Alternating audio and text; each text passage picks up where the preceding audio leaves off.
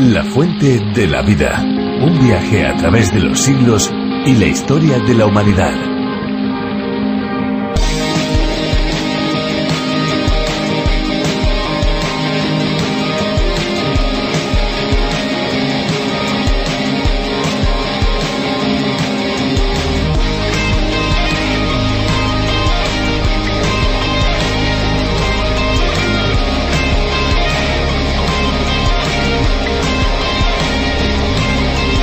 Durante la práctica de ejercicio físico se produce un aumento de la pérdida de líquido. La sudoración aumenta para compensar la elevación de la temperatura corporal, por lo que el aporte de agua tiene que ser mayor. Si el deporte se practica en un ambiente caluroso y húmedo, las necesidades de agua son todavía mayores. Si el deporte o la actividad física que realizamos es de poca intensidad y corta duración, como por ejemplo inferior a 1 hora, en principio no sería necesario un aporte extra de agua, ya que nuestro propio organismo produce agua al metabolizar los alimentos que ingerimos, y esta cantidad sería suficiente para compensar las pérdidas.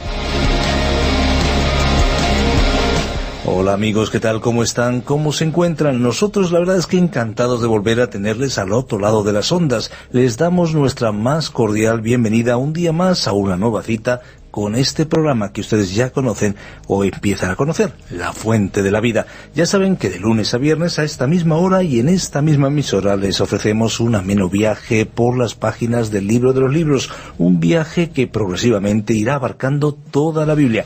¡Qué desafío, Esperanza! ¿Qué tal? ¿Cómo estás? Pues muy bien, Fernando, muy contenta y muy dispuesta aquí a estar con nuestros amigos. ¿Qué tal? ¿Cómo están? ¿Cómo se encuentran?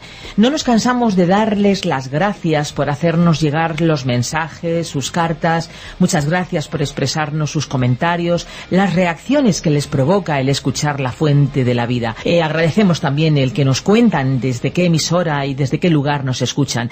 En próximos programas vamos a estar compartiendo todo esto con ustedes. Vamos a compartir algunas de esas impresiones que nuestros oyentes nos están haciendo llegar, impresiones que les produce subir a este tren radiofónico con nosotros, este tren llamado La Fuente de la Vida. Sin ninguna duda, La Fuente de la Vida es un programa, tren radiofónico, nos gusta decir, con un formato diferente, porque estación a estación, parada a parada, vamos descubriendo el libro de los libros, la Biblia. Es un espacio divulgativo y cultural, y me atrevería a decir refrescante, un espacio que lleva buenas noticias y esperanza, un espacio que derriba fronteras, y prueba de ello es que en la actualidad este programa se emite en más de 80 idiomas por todo el mundo. La Fuente de la Vida en otros países se llama A Través de la Biblia. Es un espacio que ha sido preparado por el profesor y teólogo John Vernon McGee. Aquí en su versión para España lo hemos llamado La Fuente de la Vida, y es precisamente Virgilio Bagnoni, profesor de Biblia y Teología, el encargado de su traducción y de su adaptación. Al final de los 30 minutos que dura La Fuente de la Vida les daremos la posibilidad de ponerse en contacto con nosotros, amigos,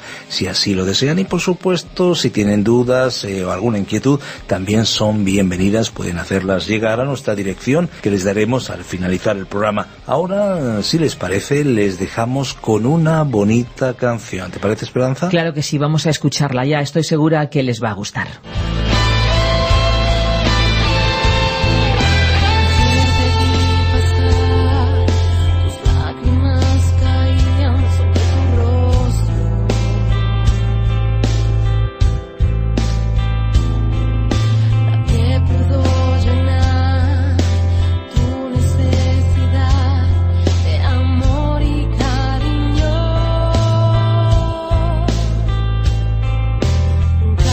Triste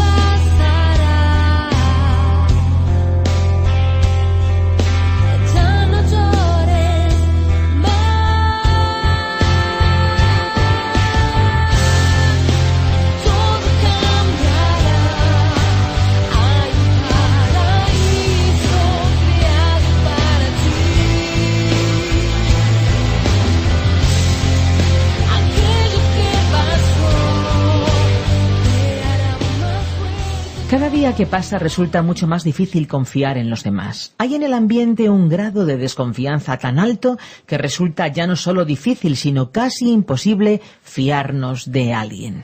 Es como si estuviéramos en medio de una selva en la cual lo realmente importante es que cada uno y a cualquier precio vele por él mismo, importándole muy poco los demás. Pero lo cierto es que el ser humano no fue creado para vivir desconfiando de los demás, porque más tarde o más temprano la realidad se hace evidente. Necesitamos un punto de apoyo, necesitamos tener amigos para confiar en ellos, así como también en nuestros familiares. No podemos vivir desconfiando continuamente, sin embargo, lo que es indiscutible es que todos en algún momento fallamos y también los demás nos fallan. Pues fíjense, amigos, que la Biblia, la palabra de Dios, nos da la posibilidad de confiar en alguien que jamás ha fallado, alguien que nunca fallará. Él es Jesucristo. Esta afirmación la podemos aseverar miles y miles de cristianos por todo el mundo que hemos encontrado en Jesús el camino por el cual transitar, la verdad en la cual vivir y la vida en la cual depositar nuestra propia confianza. Abrimos la Biblia hoy con esa garantía y lo hacemos por el capítulo 26 de su primer libro, el libro de los orígenes, Génesis. Virgilio Bagnoni está preparado con la exposición, es el capítulo 26 del libro de Génesis. La fuente de la vida. Génesis capítulo 26. El capítulo que consideramos hoy no parece a primera vista un relato interesante, especialmente después de haber estudiado la vida de un personaje como Abraham y pensando en Jacob, el personaje que examinaremos más adelante. El capítulo 25 nos hablaba de cómo Esaú despreció los asuntos espirituales y de cómo Jacob pretendió adelantarse a los planes de Dios. Este capítulo sobre Isaac, siendo en realidad el único que trata sobre él, no parece muy emocionante, pues todo lo que hizo fue cavar pozos. Sin embargo, observando este relato más detenidamente, encontraremos que Dios tiene aquí también un mensaje importante para nosotros. El apóstol Pablo recalcó la importancia de todos los pasajes de la Biblia cuando dijo, en su carta a los Romanos, capítulo 15, versículo 4. Porque todo lo que fue escrito en tiempos pasados, para nuestra enseñanza se escribió, a fin de que por medio de la paciencia y del consuelo de las Escrituras tengamos esperanza. Este capítulo nos enseña acerca de la paciencia, lo cual de por sí ya satisface una necesidad.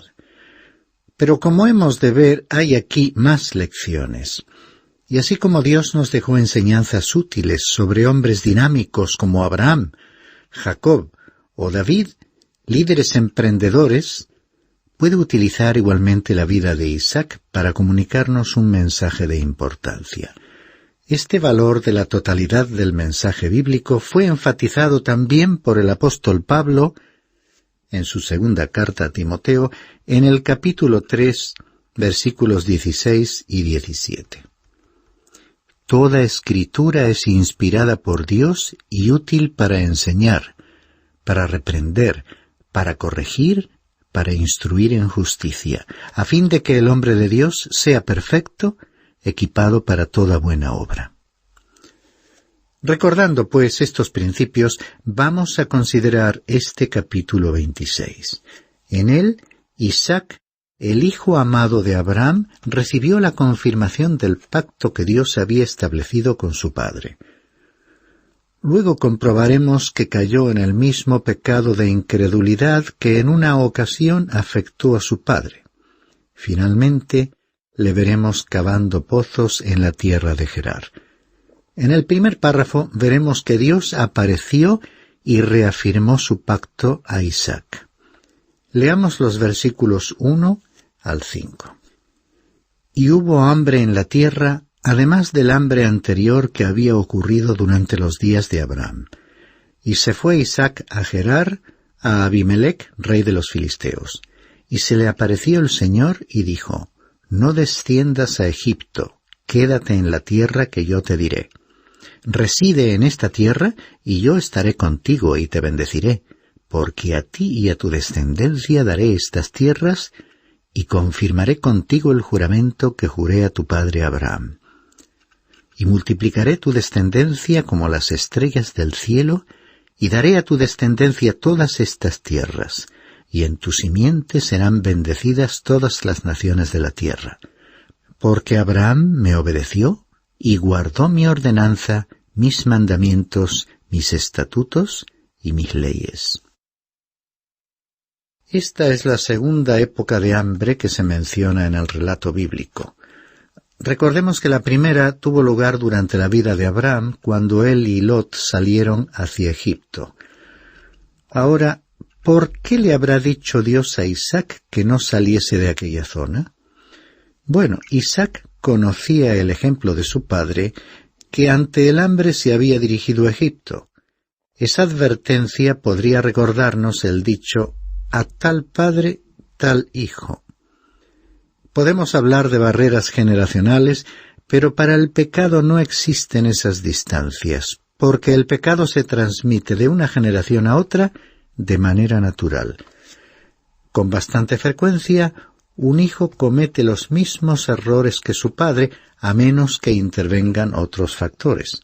Por todo ello, Dios le dio a Isaac instrucciones concretas para enfrentar aquella época de hambre y comenzó confirmándole el pacto que había establecido con Abraham. Fue como si Dios hubiera querido disuadirle de salir de aquel país, confirmándole las 3 promesas del pacto. La primera, que se refería a la tierra, era: a ti y a tu descendencia daré todas estas tierras. La segunda, referente a la nación, afirmaba: multiplicaré tu descendencia como las estrellas del cielo. Y la tercera constituía la bendición: en tu simiente serán benditas todas las naciones de la tierra. Pero hay otro detalle. En aquel momento Dios aún no había dado la ley de Moisés. Abraham no había vivido bajo aquel sistema legal mosaico. Sin embargo, Dios le había dicho algo, él le había creído y Dios había actuado en consecuencia. Abraham había demostrado su fe a través de sus acciones. Por eso resulta significativo que Dios mencionase aquí, en su mensaje a Isaac, la obediencia de Abraham. Y no sólo por el efecto positivo que el recuerdo de la fe del padre podía tener sobre el hijo, porque el patriarca había creído y Dios había considerado satisfecha su justicia, le había justificado, sino también por el lugar trascendental que la fe tiene en la relación de una persona con Dios. Se trata de una fe que se expresa en acción y en obediencia. Es una fe que impulsa a actuar, a salir, a ponerse en movimiento. Dios le estaba diciendo a Isaac que quería que él fuese esa misma clase de hombre. Continuamos leyendo para observar el incidente en que Isaac describió engañosamente su relación con Rebeca, relatado entre los versículos 6 y 11. Habitó pues Isaac en Gerar. Y cuando los hombres de aquel lugar le preguntaron acerca de su mujer, él dijo: «Es mi hermana», porque tenía temor de decir: «Es mi mujer», porque pensaba: «No sea que los hombres del lugar me maten por causa de Rebeca, que es de hermosa apariencia». Y sucedió que después de haber estado allí largo tiempo, Abimelec, rey de los filisteos, miró por una ventana y he aquí vio a Isaac acariciando a Rebeca su mujer. Entonces Abimelec llamó a Isaac y le dijo: «He aquí ciertamente ella es tu mujer. ¿Cómo pues dijiste: es mi hermana?» E Isaac le respondió: «Porque me dije: no sea que yo muera por causa de ella». Y Abimelec dijo: «¿Qué es esto que nos has hecho? Porque alguno del pueblo fácilmente pudiera haberse acostado con tu mujer y hubieras traído culpa sobre nosotros». Y Abimelec ordenó a todo el pueblo diciendo: «El que toque a este hombre o a su mujer, de cierto morirá». Gerar estaba en la zona sur. Abraham e Isaac habían vivido en la parte meridional de aquella tierra. En realidad, Abraham había venido al norte a Siquem, pero acabó viviendo en el sur, en la región de Hebrón, el llamado lugar de la comunión. Isaac aparece aquí repitiendo el mismo error de su padre. Dios le había advertido que no fuese a Egipto, así que en efecto no fue allí, pero en cambio se fue a Gerar. Allí debió ver que los hombres se fijaban en Rebeca, su mujer, por lo que ambos quedaron en presentarla como su hermana. La diferencia con el caso de Abraham es que aquel había dicho en una ocasión similar una media mentira, porque Sara, mujer de Abraham, era también media hermana suya, por ser hija de su padre, aunque no de su madre.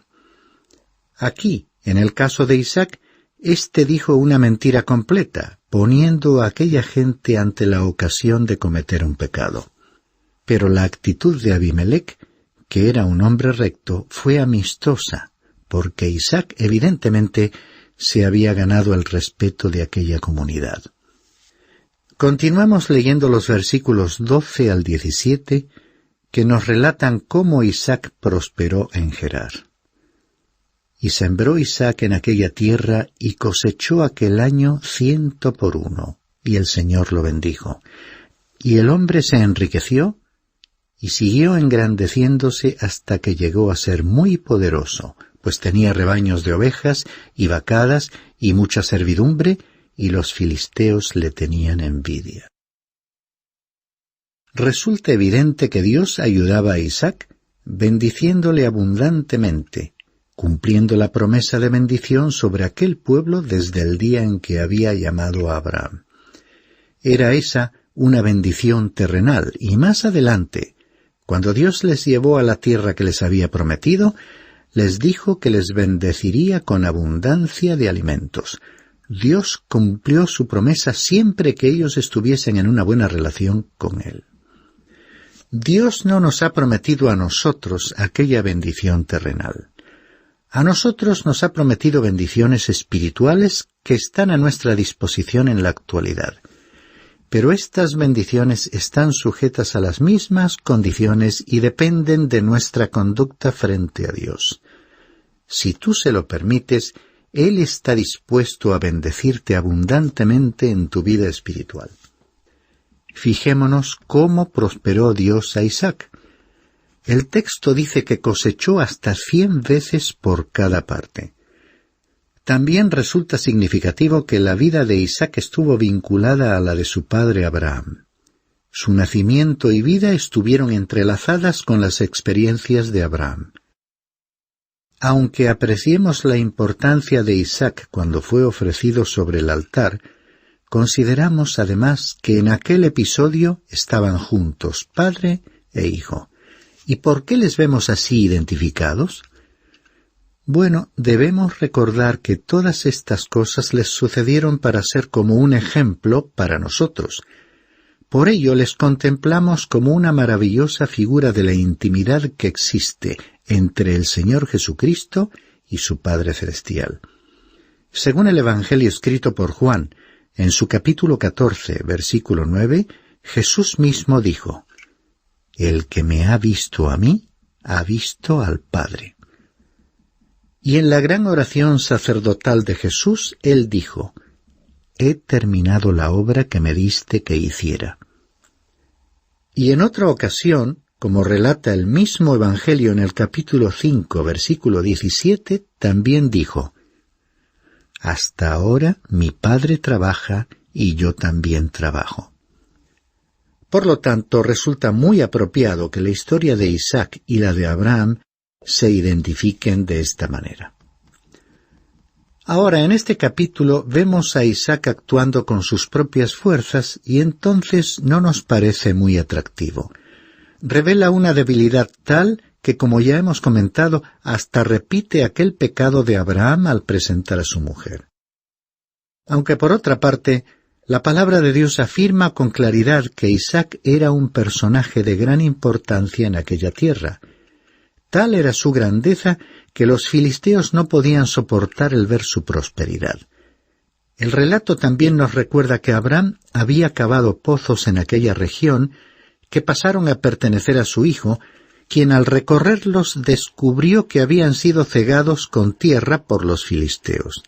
Esta es la primera mención de la enemistad de este pueblo, que conduciría a guerras continuas más tarde en la historia, en los tiempos del rey David.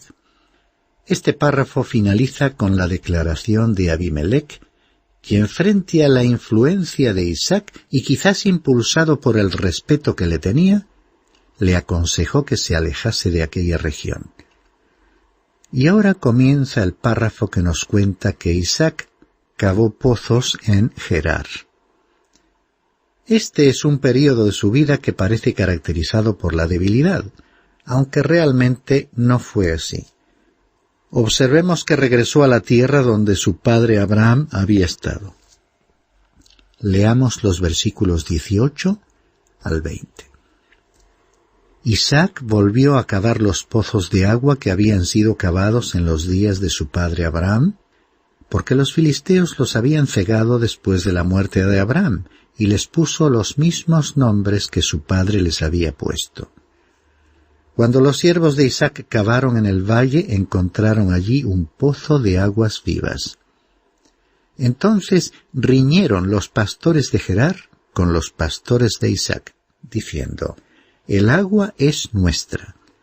Por eso él llamó al pozo Esek, porque habían reñido con él. Esta sección nos muestra la lucha que allí tuvo lugar. Creo que el agua es una figura de la palabra de Dios de la cual debemos beber con intensidad. En otros pasajes bíblicos se la llama el agua de la palabra. Sus propósitos son apagar, saciar nuestra sed y limpiarnos. En una ocasión Jesús dijo que nosotros estamos limpios por la palabra que Él había hablado. El agua es un elemento muy necesario para la vida. Sin ella no hay vida que exista y subsista. Todos habremos contemplado alguna vez los desiertos, y al ver tan grandes extensiones de tierra árida, nos habrá impresionado contemplar repentinamente una zona de vegetación verde y exuberante en medio de tanta desolación, transformada así por la presencia del agua. Y así es que la presencia e influencia del agua de la palabra de Dios explica las diferencias entre los hijos de Dios de cualquier iglesia. Se observa un gran contraste entre las vidas de los creyentes que estudian la palabra de Dios y aquellos que no lo hacen. Por otra parte, como en este pasaje que acabamos de leer, habrá siempre una lucha. Parece que de alguna forma siempre tendrás que pagar un precio si decides dedicarte realmente al estudio de la palabra de Dios. El enemigo de Dios podrá permitirte cualquier cosa, menos que te impliques en un estudio serio de las Sagradas Escrituras. Leamos el resto del párrafo, los versículos 21 y 22. Cavaron otro pozo y también riñeron por él, por eso lo llamó Sitna, y se trasladó allí y cavó otro pozo y no riñeron por él, por eso lo llamó Rehobot, porque dijo: «Al fin el Señor ha hecho lugar para nosotros y prosperaremos en la tierra». Cada vez que Isaac cavaba un pozo, venían los pastores de Gerar, tenían un conflicto e Isaac lo intentaba en otro lugar y así varias veces. Su actitud nos revela a un hombre pacífico y paciente, porque más adelante personajes notables como el rey David, o luego, en tiempos del Nuevo Testamento, el apóstol Pedro, hubieran reaccionado de forma muy diferente. Aquí hay una lección de paciencia y de perseverancia, especialmente relevante cuando la aplicamos al estudio de la palabra de Dios. Los versículos 23 al 26 nos relatan su experiencia cuando Isaac fue a Berseba y Dios apareció para consolarle.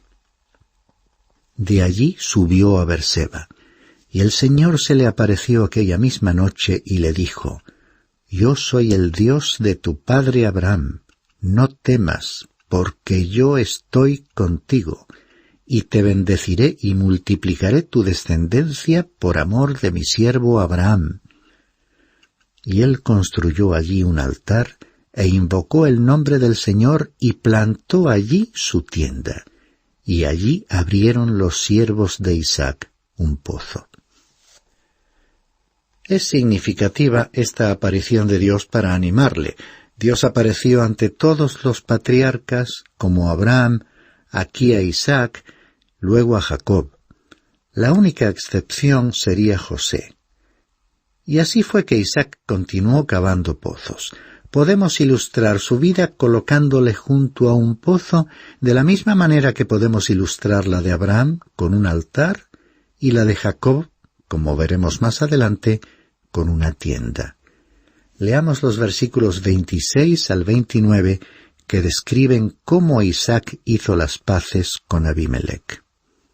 Entonces Abimelec vino a él desde Gerar con su consejero Ahuzat y con Ficol, jefe de su ejército, y les dijo Isaac: ¿Por qué habéis venido a mí, vosotros que me odiáis, y me habéis echado de entre vosotros?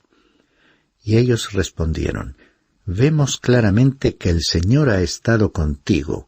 Así es que dijimos: haya ahora un juramento entre nosotros, entre tú y nosotros, y hagamos un pacto contigo, de que no nos harás ningún mal, así como nosotros no te hemos tocado y solo te hemos hecho bien, y te hemos despedido en paz.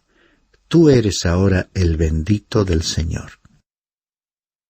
Observamos que aunque Isaac pareció mostrar debilidad ante los habitantes de Gerar, el rey de Gerar estaba tan impresionado al comprobar cómo Dios estaba de su parte, que vino a él para establecer buenas relaciones. La influencia de Isaac fue más allá de toda aparente debilidad. Leeremos para finalizar este capítulo los versículos 34 y 35 que atañen a la vida de Esaú, hermano de Jacob. Cuando Esaú tenía 40 años, se casó con Judit, hija de Beeri, eteo, y con Basemat, hija de Elón, eteo. Y ellas hicieron la vida insoportable para Isaac y Rebeca. La elección de aquellas dos mujeres por parte de Esaú confirma algunos detalles de su carácter que ya hemos visto en nuestro estudio del capítulo 25. Observamos aquí que no sólo Rebeca se afligió con la elección de Esaú, sino también su padre, Isaac, pues Esaú era precisamente su hijo predilecto. Esta escena nos prepara para nuestro estudio del capítulo 27, en el que examinaremos el carácter de Jacob y sus relaciones con Esaú.